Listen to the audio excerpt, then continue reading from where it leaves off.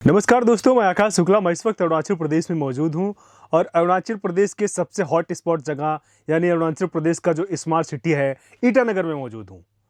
कथित रूप से स्मार्ट सिटी है, इसके बारे में आपको पता है और हमको पता है। डॉक्यूमेंट में भी स्मार्ट सिटी है, लेकिन हकीकत में कितना स्मार्ट है ये अच्छे से आप भी देख रहे हो और मैं भी देख रहा हूँ। मैंने कुछ दिन पहले अरुणाचल प्रदेश का कैपिटल यानी ईटानगर को बताया था कि भारत का सबसे डर्टीएस्ट कैपिटल बन रहा है। मैं आज उसी कड़ी को एक बार फिर से आपके सामने लेके आया हूँ।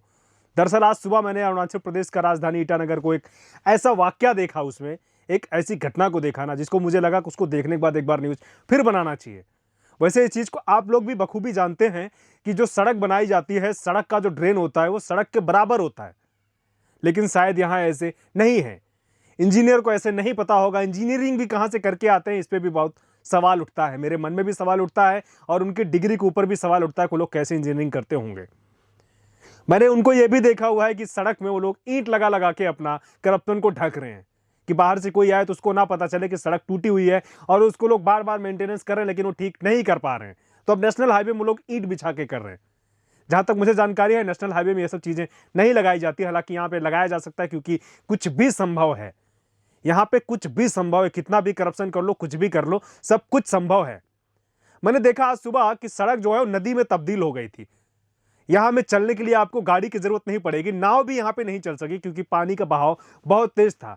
यहां में चलने के लिए आपको मोटर बोट लेके चलना पड़ेगा आने वाले समय में। अगर इसी तरीके से बरसात होता रहा और इसी तरीके से अगर ये लोग करप्शन करते रहेंगे, ड्रेन को साफ नहीं करेंगे और ड्रेन को सही नहीं बनाएंगे, तो आपको मोटर बोट लेके चलना पड़ेगा, क्योंकि सड़क टूटने में, सड़क खराब होने में समय नहीं लगेगा। कहने को डॉक्यूमेंट में स्मार्ट सिटी बोला जाता है ईटानगर को, लेकिन हकीकत में कितना स्मार्ट है आप भी अच्छे से जानते हैं। प्लानिंग डिपार्टमेंट यहाँ पे कितना अच्छा काम कर रहा है, हाईवे कितना अच्छा काम कर रहा है, ये आप इसको देख के अच्छे से समझ जाते होंगे।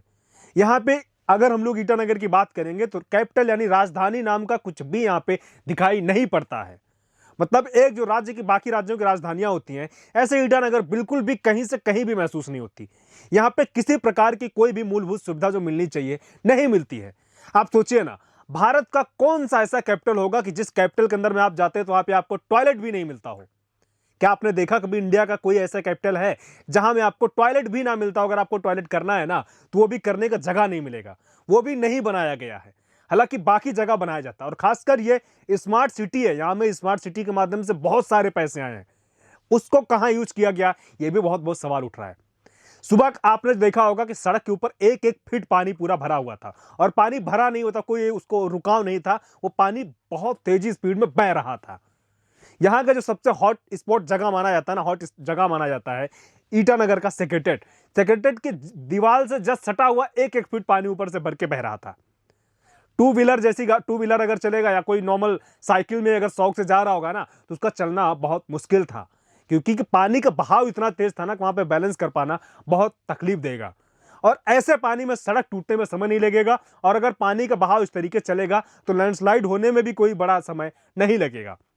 लेकिन आपको बता दूं कि दरअसल सरकार जो है ना, जो बगल में सड़क बनी होती है, जो आपका ड्रेन होता है, सड़क के पास में ड्रेन होता है, जो आसपास की गंदगी होती है ना, उसको साफ करने के लिए भी पैसा देती है।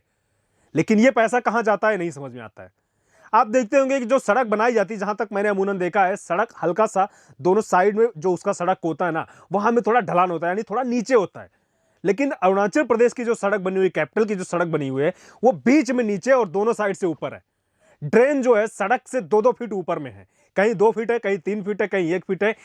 ऐसे ऐसे ड्रेन बनाए गए हैं। तो आप सोचिए ना, पानी क्या 2 फुट 3 फीट ऊपर जाके वहां पे उसमें ड्रेन के अंदर में घुसेगा? और ड्रेन भी ऐसे बनाया गया ना, ड्रेन भी ऐसे जो बनाया गया, उसको ऐसे डिजाइन किया गया है कि पानी का जो बहाव है ना, उसको संभाल नहीं सकता है। क्योंकि अर्थ कटिंग इलीगल वाला इतना ज्यादा हुआ है कि मिट्टी आके पूरा ड्रेन को खत्म कर चुका है। ड्रेन नाम का कुछ बचा ही नहीं है। लेकिन फिर भी ड्रेन जहां तहां कुछ कुछ जगह दिखाई पड़ता है। सड़क के दोनों तरफ नहीं है, क्योंकि मैंने खुद भी देखा बहुत सारे जगह में दोनों तरफ ड्रेन ही नहीं है। तो नॉर्मल सी बात है, ड्रेन नहीं रहेगा तो पानी कहां से जाएगा? पानी तो अपना रास्ता नहीं बदलेगा ना, वो जहां मिलेगा वहां घुसेगा। तो सड़क के ऊपर से घुस के बह रहा है। हालांकि स्मार्ट सिटी है, स्मार्ट सिटी में ऐसी घटनाएं नॉर्मल सी बातें हैं, क्योंकि स्मार्ट इसी को कहा जाता है। बाकी आप इस वीडियो को देखिए, इस वीडियो को हमने अपना मोबाइल से रिकॉर्ड किया है आते टाइम रास्ते में। आप इसको देख के आप सोचिए कि क्या पूरा इंडिया में आपने कहीं ऐसा कैपिटल देखा है कि जहां में एक एक फीट 2-2 फीट पानी बह रहा हो, वो भी ड्रेन में ना बह के सड़क पे बह रहा हो, और कोई बाढ़ नहीं, इसको हम फ्लड नहीं बोल सकते। नॉर्मल बरसात में, 1 घंटा भी बरसात में, वो आधे घंटे की बरसात में पूरे करप्शन को उसने एक्सपोज करके धर दिया। यहां पे तथाकथित इंजीनियरों के मुंह में ऐसा चमाटा मारा उसने पानी ने कि उनको एक बार आंखें खोलने के लिए समय आ गया है। वो लोग आंख खोल के देखें कि वो लोग कैसे काम कर रहे हैं और उन्होंने क्या काम किया, कैसे डिजाइन किया, कैसे रोड मैप बनाया इसको कि पानी ड्रेन में ना बह के सड़क पे बह रहा है। फिलहाल इस वीडियो में इतना ही। आप देखते रहिए अवध टीवी को।